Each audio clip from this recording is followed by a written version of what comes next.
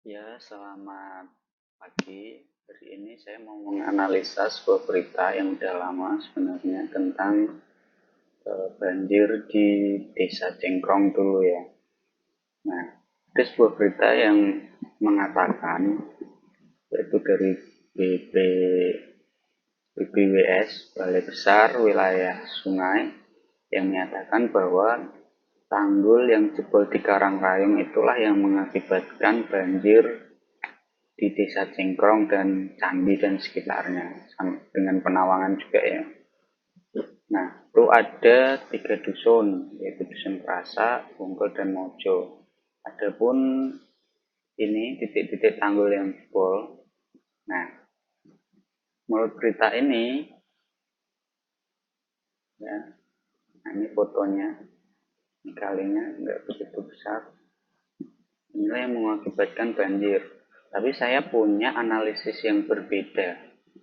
Saya meyakini, ya, ini Desa Kerasa kita lihat. Jika ini sungai Jajar, ya, Kali Jajar, kemudian dia mengalir ke sini, ke arah sini, kursor yang saya ikuti, yang saya gerakkan ke sini. Ini sebuah saluran air, ya, dan ke sini dan tembus ke Pengkol, ya, perempatan Pengkol SMK Diponegoro Penawangan. Nah, di sana yang ke utara ini, lurus sana, ini adalah saluran air yang sangat besar, steady. Itu ya. Kalau kita lihat menggunakan ini, nah nanti kita akan lihat. Nah, saluran sebesar inilah yang harusnya dilewati dari Karangrayong ini. Jebolnya tanggul tadi ya yang mengakibatkan airnya ke arah sini, kemudian ke arah Sungai Serang gitu. Nah, ini pertigaan Pengkol. Nah, ke sana terus nanti bisa tembusnya Karangrayong yang tadi ya. Ini tanggul yang besar. Kalau Cengkrong banjir, sini harusnya luapan airnya juga banjir. Tapi ini sebuah kanal yang berfungsi untuk mengalirkan air sampai ke Penawangan, sampai ke Ngelambu, Bodong, dan seterusnya. Gitu ya. Nah, ini streamnya atau alirannya itu ke arah sana gitu. Bukan, dan ini dari sini ke arah sana, ke arah utara. Alirannya semacam itu. Nah, kalau kita melihat kembali ke peta yang tadi, ya, nah di sini ini adalah aliran yang dilewati oleh dari desa Dusun Kerasa, Mojo Agung tadi. Ini adalah aliran tanggul atau saluran ya. Dan kalau membawa air yang besar, debitnya sampai membuat banjir di Desa Cengkrong, yang Desa Cengkrong itu ada di daerah sini, ya, di daerah sini, sini. Nah, Pasar Cengkrong, The Bali. Nah, ini kemarin yang banjir besar kan daerah sini. Nah, daerah ini, lengkungan ini. Gitu ya. Jadi air harus ke sini masuk ke aliran Sungai Serang gitu. Nah, hal ini sangat-sangat tidak mungkin ya menurut saya, analisis saya. Karena airnya harus besar debitnya, kemudian ada saluran yang bisa membawa ke aliran Sungai Serang. Kalau air itu kan mengalir dari daerah tinggi ke daerah rendah gitu ya. Artinya daerah sini harus lebih tinggi, kemudian ke sini itu harus lebih rendah. Karena yang banjir Desa Cengkrong, kalau dari sini dia akan mengalir ke utara sini, bisa aja melalui yang biru-biru ini, ke utara. Karena daerah utara lebih rendah gitu. Nah, setelah itu barulah bisa masuk ke Kali Serang. Ini kali yang sangat besar, Kali Serang itu.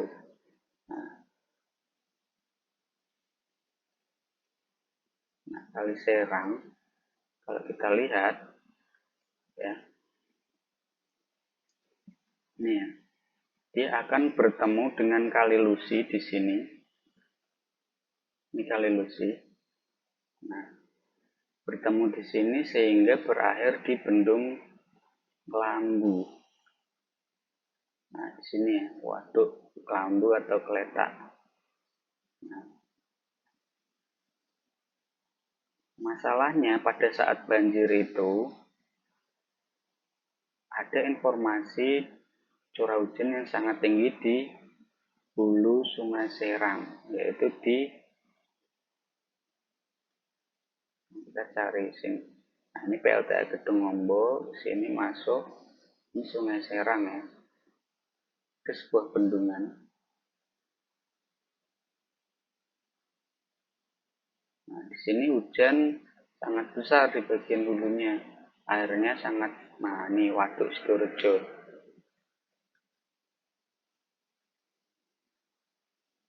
Nah, karena hujan inilah yang sebenarnya menyebabkan banjir di Desa Cengkrong, bukan dari Karangrayong itu tadi. Gitu. Karena alirannya jelas, ya, streamnya dari atas ke bawah. Nah, kemudian kenapa kok bisa sebesar itu airnya? Nah, ketika ini masuk, ya, air dari hulu atau dari Waduk Gedong Ombo, daerah Waduk Gedong Ombo tadi masuk. Nah, tetapi tidak dikeluarkan di waduk di Bendung Kelambu ya. Ya, di sini ada bendungan yang tetap ditahan karena khawatir bahwa wilayah bawah ini kalau Kletak terus waduk terus ini yang mengikuti sungai ini dia akan sampai ke area Demak, Kudus. Nah, ini Babalan, dan kalau ke kanan dia akan ke Juwana, ke Sungai Juwana. Nah, ini kalau ke utara terus nanti akan sampai perbatasan Kudus Kota Kretek ini. Nah, gerbang Kudus Kota Kretek ini daerah Karanganyar gitu. Nah, kalau ke bawah terus ini akan sampai ke laut akhirnya. Nah, kalau waduk Bendung Kelambu itu dibuka, yang penuh adalah wilayah sini tadi, Babalan, Pundaan sini ya, kemudian daerah Kudus bawah. Nah, pada saat Cengkrong banjir beberapa hari itu tidak ada informasi banjir di daerah Kudus atau wilayah Babalan tadi. Jadi sebenarnya itulah penyebabnya, airnya masuk terlalu banyak, tetapi untuk wilayah bukaannya tidak dibuka, ya, tidak maksimal. Jadi sini harus menahan. Kemudian juga terkait aliran-aliran ini, streamnya. Ini kan berkelok-kelok tipe Sungai Serang ya. Nah, harusnya apa yang dilakukan? Ya, membuat sebuah sodetan, misalkan mempercepat arus gitu ya. Nah, tujuannya adalah mempercepat aliran itu biar sampai ke laut atau ke hilir. Nah, kalau penangannya bisa seperti itu, bikin sebuah sodetan. Kalau begini kan kelamaan alirnya, streamnya, aliran airnya. Nah, kalau aliran air yang besar begini, dia harus berkelok. Nah, hukum Newton kalau dia terus bergerak lurus, maka dia akan bergerak lurus. Jadi dia akan melimpas dulu baru berkelok lagi. Melimpas lagi baru berkelok lagi. Melimpas berkelok lagi. Baru akan belok gitu. Nah, seperti itu yang sebenarnya penyebab banjir Desa Cengkrong. Nah, sehingga saya mohon untuk berita ini dari pihak BBWS harus benar-benar dianalisa dan dibuktikan ya sebenarnya. Apakah ada aliran yang besar ketika itu atau sungai-sungai yang mengarah ke Sungai Serang dari Mojo Agung ke Sungai Serang ini. Nah, dan sebelum tibanya itu alirannya dari Mojo Agung tadi sebelum di Cengkrong gitu. Jadi harus di atas sini, di sebelah selatannya. Kalau di sebelah sini alirannya sampai ke Sungai Serang dari Karangrayong, berarti itu sebuah ini ya, yang banjir harusnya setelah Cengkrong, bukan yang atas ini gitu kan. Nah, ini harus dibuktikan. Nah, saya tidak menyalahkan wartawannya karena wartawan memang menulis dari apa yang dibicarakan sama pejabat gitulah ya. Nah, gitu. Nah, terus kemudian kalau kita lihat di wilayah ini, kita bikin lapisan gini ya. Nah, nanti kita tahu kenapa sih air itu cepat sekali sampai ke area hilir gitu kan. Dari hulu sebuah Sungai Serang gitu kan. Nah, ini tadi waduh wisata Gedung Ombo, kita lihat dulu ini Sungai Serang. Nah, Gedung Ombo kan sini ya. Nah, ini hulunya daerah-daerah sini. Sini nanti kita lihat vegetasi atau tutupan dari nah dari area-area sungai ini, atau kita mempelajari vegetasi area das, daerah aliran sungai gitu. Nah, ini jalan PLTA-nya, udah Gedung Ombo waduknya. Nah, ternyata kita lihat loh, ini gundul semua, ini lahan-lahan pertanian. Ini juga udah jarang ya. Nah, ini lahan pertanian semua. Nah, ini sepanjang das dan sekitarnya sini ini adalah lahan-lahan pertanian. Nah, kita bisa lihat, kita bisa zoom ini ya. Nah, ini terus kemudian ada sedikit pemukiman. Nah, ini ke sini. Nah, ini gundul semua. Ini tanaman jagung, tanaman kedelai gitu ya. Kalau pinggir sawah, pinggir kali mungkin tanaman inilah, tanaman padi lah ya. Nah, ini. Kemudian tanaman-tanaman pisang, tanaman apa? Kalau area hutanan itu sekarang dari kayu jati, kayu mauni diganti dengan tanaman minyak kayu putih ya, tanaman minyak kayu putih. Begitu. Nah, jadi inilah yang sebenarnya permasalahannya. Ketika tanamannya untuk yang menyerap air tidak ada, nah, maka air akan langsung cepat masuk ke aliran sungai gitu, dan membawa erosi-erosinya tanah.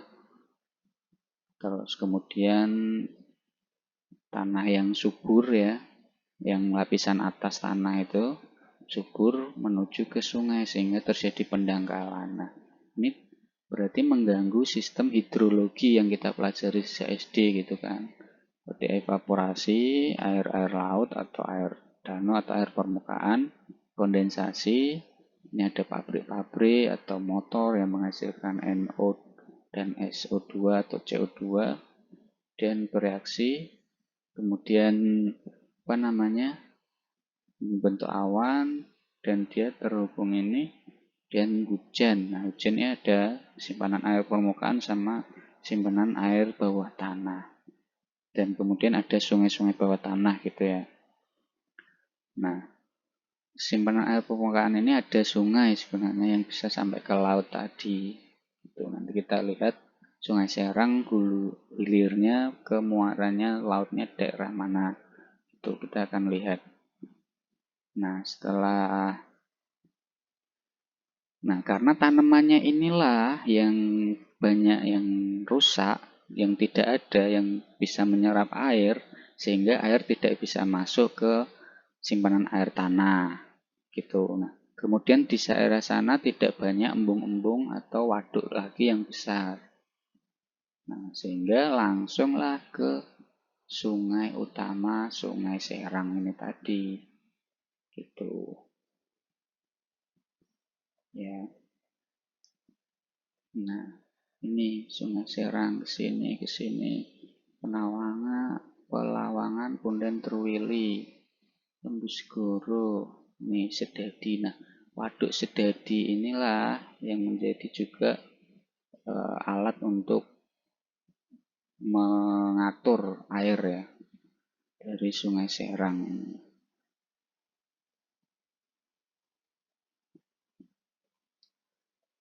Ini enggak ada tanaman-tanamannya. Loh, ini semuanya sawah, semuanya pohon-pohonnya untuk menyerap air habis sehingga dia langsung ke sini, masuk ke sini. Ini ada sungai-sungai yang bermuara ke sini, ke Bendung Stedi tadi ya. Nah, sini Bendung Stedi. Nah, ini masuk ke sungai utama Sungai Serang ke sini. Kalau nggak salah namanya juga Sungai Serang ya, sama. Nah, ini sungai-sungai yang masuk ke sungai besar utama Sungai Serang. Ini daerah Emak Tuhan tuh ya, Bologarang, terus mana tuh apa aku? Lajer, nah ini Bendung Lanang Desa Lajer ini. Ini malah masuk nih tadi loh Desa Lajer, ini ada bendung yang besar juga.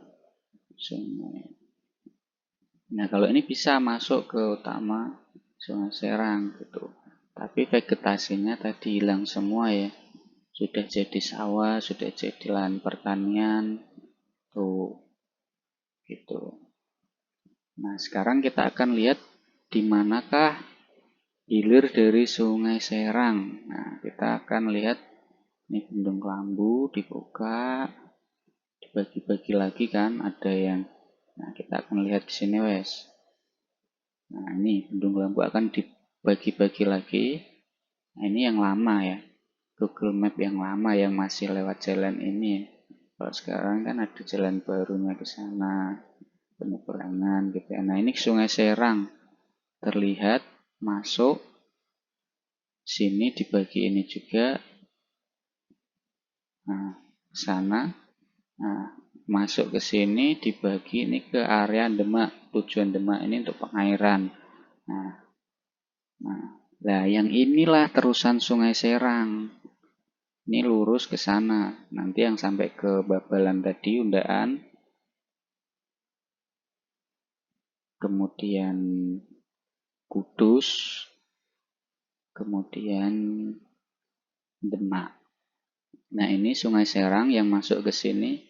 Nah, sini akan dibawa sampai ke Pati. Ya, masuk ke Kudus, daerah Medini tadi, kemudian Pati sampai jauh sekali untuk mengairi sawah yang ini. Ini ada salurannya. Kalau yang sini tadi tidak, dia akan langsung dibuang ke sungai. Nah, sekarang kita akan lihat alirannya. Mana ini tadi? Oke. Nah, ini Dok Kelambu, Keletak ke sini. Nah, ke sini, ke sini. Ke sini, Gerbang Kudus Kota Kretek ke sini lagi. Ini kalau di sini namanya Sungai Wulan. Kalau nggak salah ya, Sungai Wulan. Nah, ini ke sini. Sini dibagi dua tadi ini ya. Nah, ini biasanya sampah-sampah banyak daerah sini. Dan juga disaring di Bendung Kelambu tadi sampah-sampahnya. Nah, sampai ke sini. Sini, nah ini berpencar lagi untuk sampai sebelum sampai ke muara. Nah, nah sampainya di wisata hutan mangrove daerah Demak ini selesainya. Nah, Kalilanang, daerah-daerah sini. Wisata hutan mangrove. Nah inilah, nah ini Kali Serang ini ada tulisannya. Inilah sampai ke Laut Jawa.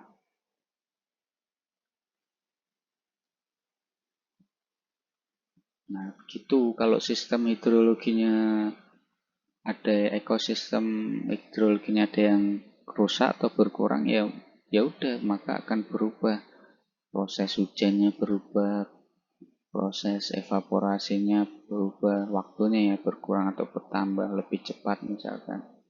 Kemudian simpanan air yang untuk sumur-sumur warga dan lain-lainnya, sehingga banyak wilayah kekeringan di daerah yang tadinya banyak tanaman sekarang banyak jadi lahan-lahan pertanian, bukan lagi tempat menyimpan air ya. Di sini untuk gedung untuk ke sini tidak lagi jadi tempat menyimpan air. Oke, mungkin itu dulu yang kita pelajari. Kalau ada kekurangan atau kita bisa diskusikan atau ditanggapi di komentar. Terima kasih. Assalamualaikum warahmatullahi wabarakatuh.